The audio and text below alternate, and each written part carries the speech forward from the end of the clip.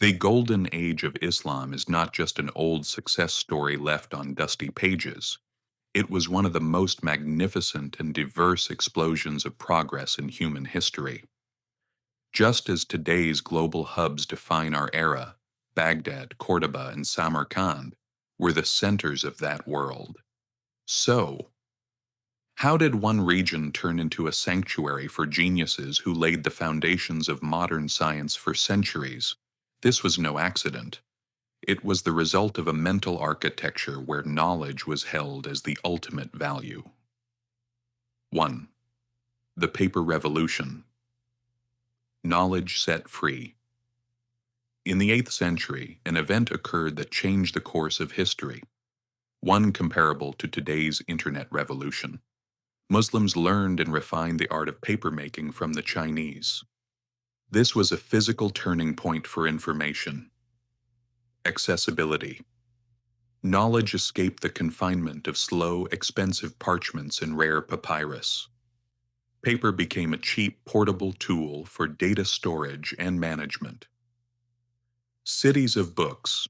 It is recorded that in Baghdad alone, a single street hosted over 100 booksellers.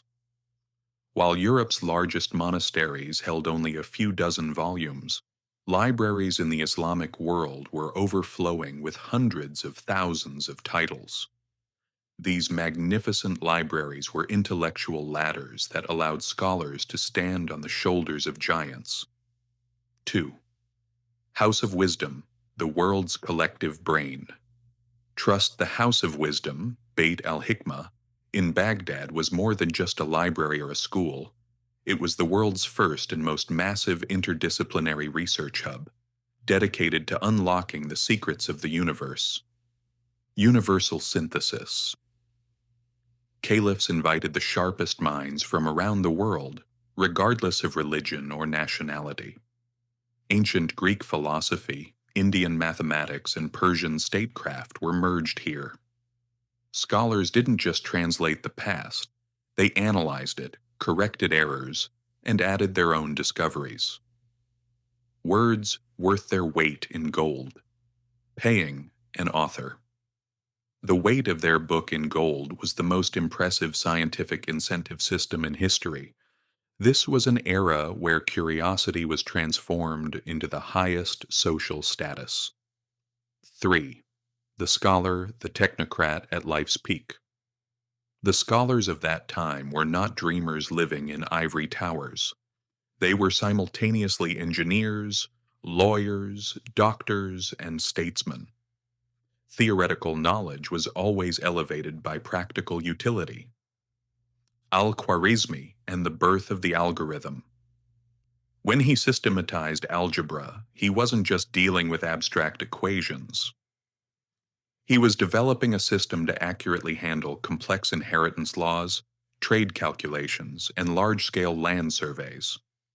The word algorithm, which runs today's digital world, is a derivative of his name. Ibn Sina, Avicenna, the unshakable leader of medicine. He didn't just treat diseases, he turned medicine into a system. His work, The Canon of Medicine, was so comprehensive and logical that it remained the primary textbook in both Eastern and Western universities for 600 years. He was one of the first minds to examine the human body as a complex machine. 4. The Intellectual Silk Road, a borderless open-source network from Al-Andalus, Spain, to the borders of China, a single scientific language, Arabic, and a shared thirst for discovery prevailed. This created history's first open-source knowledge network, information at the speed of light. A new observation made by an astronomer in Cairo could reach a madrasa in Samarkand within months via caravans and travelers, sparking intense debate. Knowledge was active and fluid, flowing like blood through the veins of an empire. Critical thinking. Even if scholars never met, they engaged in endless debates through their manuscripts. Experimentation and observation took precedence over authority, even over ancient Greek texts. Ibn al-Haytham, with his work on optics, laid the foundations of the modern scientific method. Prove it, experiment, and question everything. 5.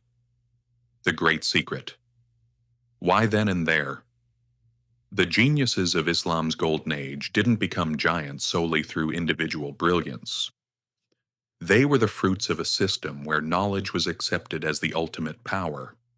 A ruler's greatness was measured not by the number of soldiers in his army, but by the quality of the scholars he hosted in his palace. In this era, there was no conflict between faith and science. On the contrary, understanding the universe was seen as understanding the craft of the Creator. Curiosity was not a hobby, it was a necessity. Conclusion. The scholars of that age prove to us all that if a society makes knowledge its highest priority, opens its doors to the interaction of different cultures, and views research as essential to its survival, geniuses will bloom there naturally. The Golden Age of Islam is not a dead star. It is a supernova that continues to light the path for modern science. What do you think about this? Let's discuss it in the comments. See you in the next